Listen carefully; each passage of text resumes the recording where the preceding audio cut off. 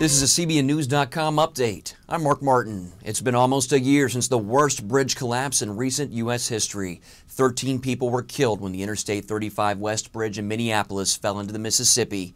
The tragedy prompted calls from across the nation to repair existing bridges, but according to an Associated Press study, little has been done.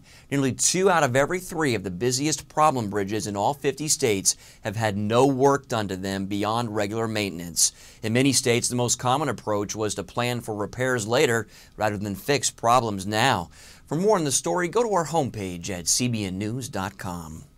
In international news, Israeli Prime Minister Ehud Olmert announced Wednesday he would not run for the leadership of his Kadima party. He also told Israelis that he will resign as prime minister when his party chooses a new leader in September.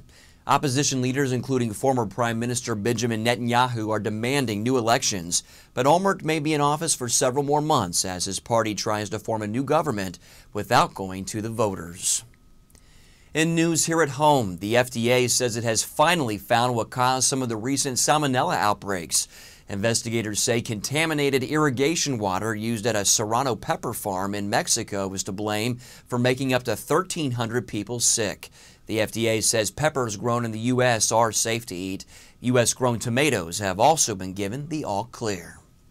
A federal judge says the giant cross atop San Diego's Mount Soledad can stay. The controversial cross was built more than 50 years ago as a memorial to veterans of the Korean War.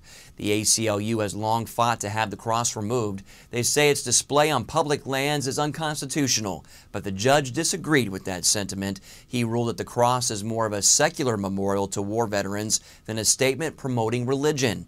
The ACLU says it may appeal.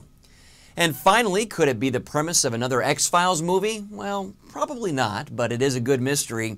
Crop circles discovered this week near a small Minnesota town have local farmers scratching their heads.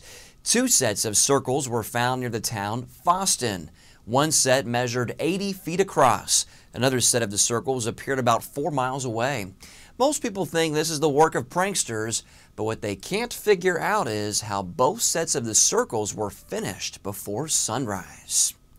Coming up later today on CBN's Newswatch program, we'll have the latest from the campaign trail as John McCain and Barack Obama are now focused on the economy. Plus, statin drugs are supposed to lower cholesterol, but are these drugs really lowering the risk of heart attacks? Check your local listings or watch the newscast streamed here online at 4 p.m. Eastern.